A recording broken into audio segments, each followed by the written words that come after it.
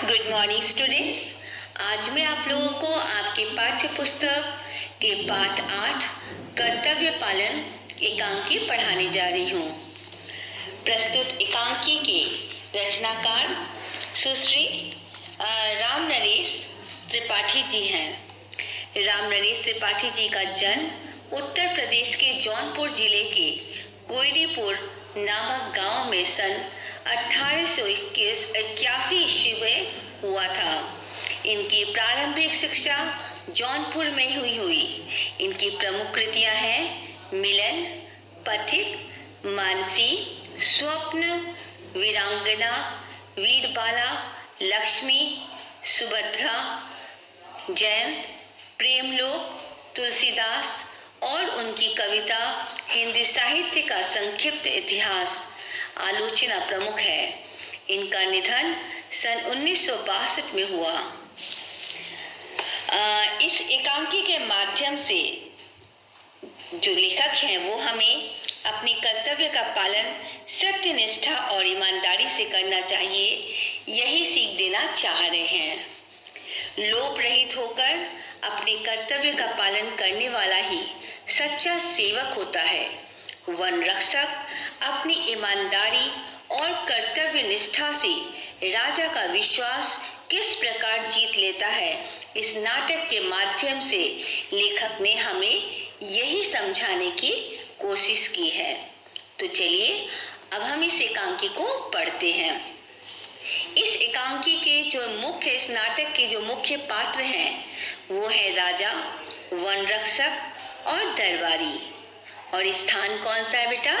जंगल का रास्ता। समय है शाम का समय। राजा जंगल से निकलकर एक रास्ते के किनारे खड़ा है। अब राजा अपने मन ही मन क्या सोचता है? राजा एकाएक पहुंचकर यह तो किसी के घर का रास्ता है, यह सबके लिए खुला नहीं हो सकता।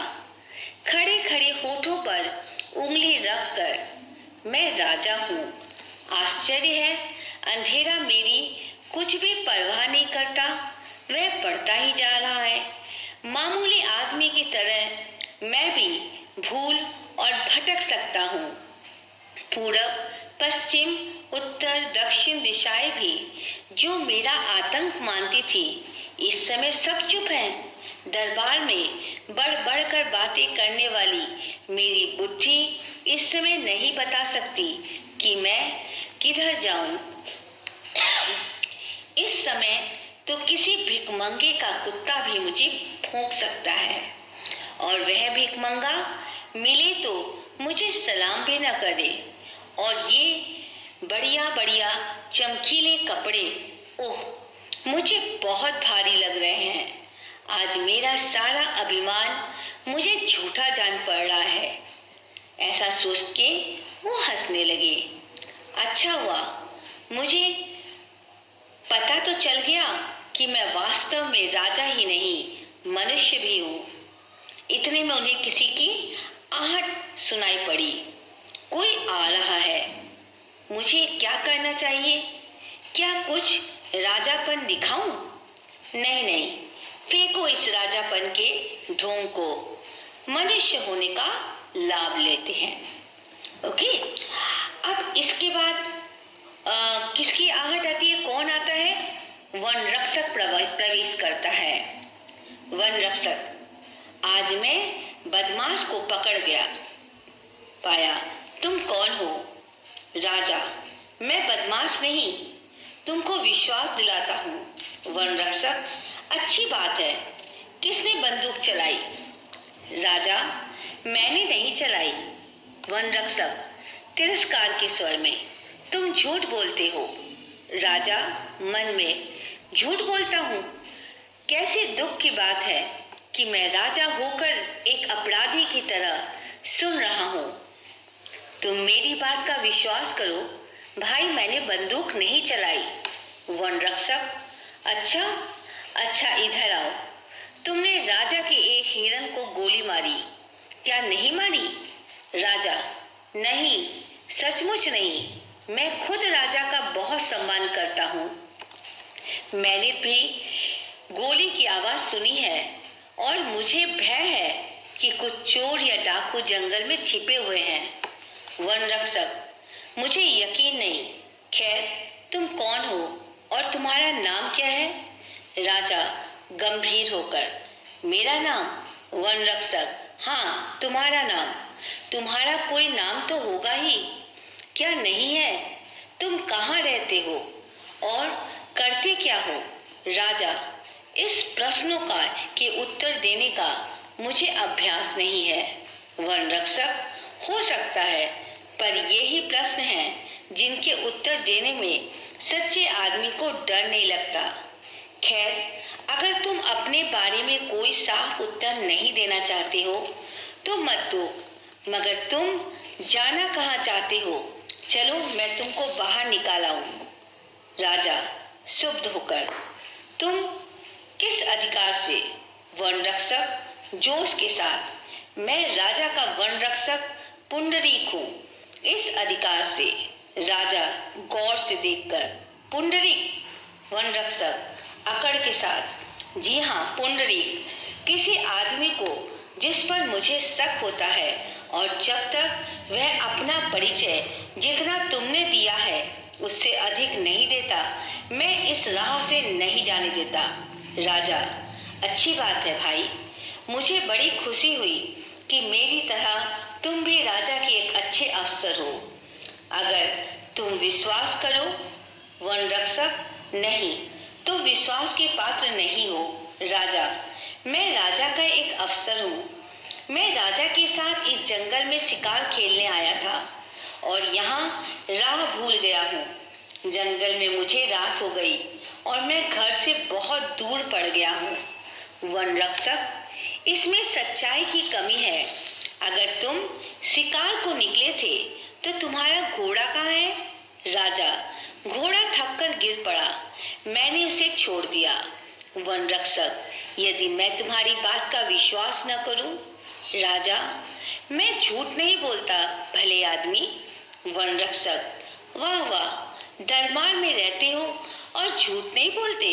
राजा, खैर, तुम जैसा समझो, मगर मैं झूठ नहीं बोल रहा हूँ। यह मैं तुमको विश्वास दिलाता हूँ। यदि तुम कभी राजधानी में आओगे तो मैं तुमको दिखा दूंगा कि मैं झूठ नहीं बोल रहा हूँ। जेब से 1 रुपया निकालकर और पुंडरीक की ओर हाथ बढ़ाकर, यह लो इनाम, और आज रात को मुझे अपनी झोपड़ी में रहने दो। वन रक्षक राजा का मुंह देखता है। राजा, यदि यह कम हो तो सवेरे तुम जो कहोगे वही तुमको दूंगा और खुश कर दूंगा। वन रक्षक जोर से हंसकर, ओहो, अब मैंने माना कि तुम दरबारी हो।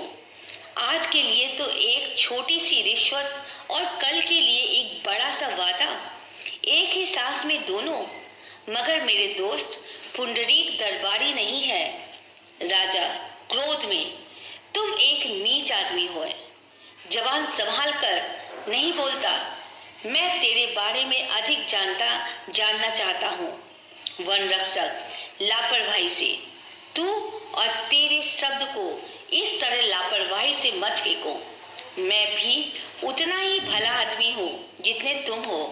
राजा शांत होकर, क्षमा करो मित्र। वन रक्षक मुस्कुराकर, मैं क्रोध में नहीं हूँ, पर जब तक तुम्हारी सच्चाई पर मेरा संदेह है तब तक मैं तुमसे विशेष प्रेम भाव नहीं दिखला सकता। राजा, तुम ठीक कहते हो, पर मैं तुमको कैसे विश्वास दिला सकता हूँ? वन रक्षक, ओह, तुम जैसा मुनासिब समझो करो। राजधानी यहाँ से 10 मील का मतलब 16 किलोमीटर पर तो है। तुम अपनी राजधानी जाना चाहो तो मैं तुमको रास्ता बताऊंगा, और अगर तुम रात भर इस गरीब के घर में टिकना पसंद करो तो मेरे सिर आंखों पर रहो। सवेरे मैं तुम्हारे साथ चलूंगा। राजा, क्या तुम अभी साथ नहीं चल सकते? वन रक्षक, नहीं, चाहे तुम राजा ही क्यों ना हो। राजा, तब तो चलो, मैं तुम्हारे ही घर में रात काटूंगा। घोड़े पर सवार एक दरबारी का प्रवेश। दरबारी, महाराज कुशल से तो हैं? महाराज के लिए हमने सारा जंगल छान डाला। वन रक्षक चकित होकर आंखें फाड़कर, कौन? महाराज? तब तो मुझसे बहुत बड़ी भूल हुई। घुटने टेक कर, महाराज आपके साथ मैंने तो ठिठाई की, उसे क्षमा कीजिए। राजा तलवार खींचता है। वन रक्षक, महाराज आप अपने उस सेवक का वध निश्चय ही नहीं करेंगे जिसने ईमानदारी से अपना फर्ज अदा किया है। राजा, नहीं मेरे सच्चे और बहादुर मित्र, मैं तुमको क्षमा नहीं कर सकता। मैं तुम्हारे जैसे नेक और सच्चे आदमियों के सम्मान का ऋणी हूँ। उठो राजरत्न पुंडरीक, उठो।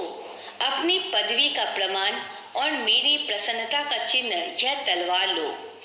तुमने हमें जो सुख दिया है उसके लिए 1000 रुपये सालाना का पुरस्कार तुमको जीवन भर मिलता रहेगा। राजा तलवार देता है। पुंडरीक घुटने टेक कर उसे दोनों हाथों से लेता है और माथे छुआता है। फिर खड़े होकर राजा को प्रणाम करता है। राजा, पुंडरीक, पुंडरीक, महाराज। राजा, चलो हमें महल तक पहुंचा जाओ, आज तुम हमारे मेहमान रहोगे। पुंडरीक प्रसन्न होकर सिर झुकाकर, जो हुक्म महाराज। राजा सरदार के घोड़े पर सवार होकर चलता है। उसके आगे पुंडरीक रास्ता दिखाता चलता है। दरबारी राजा के पीछे चल जाता है। इतने में पर्दा गिरता है। तो ये कहानी आशा करती हूँ आपको पसंद भी आई होगी और आपको समझ भी आई होगी कि इस कहानी के माध्यम से लेखक ने हमें क्या समझाना चाहा है कि हमें अपने कर्तव्य का पालन सत्यनिष्ठा और ईमानदारी से करना चाहिए। तो चलिए आज के लिए इतना है। कल मैं आपको इसके अभ्यास को करवाऊंगी। धन्यवाद।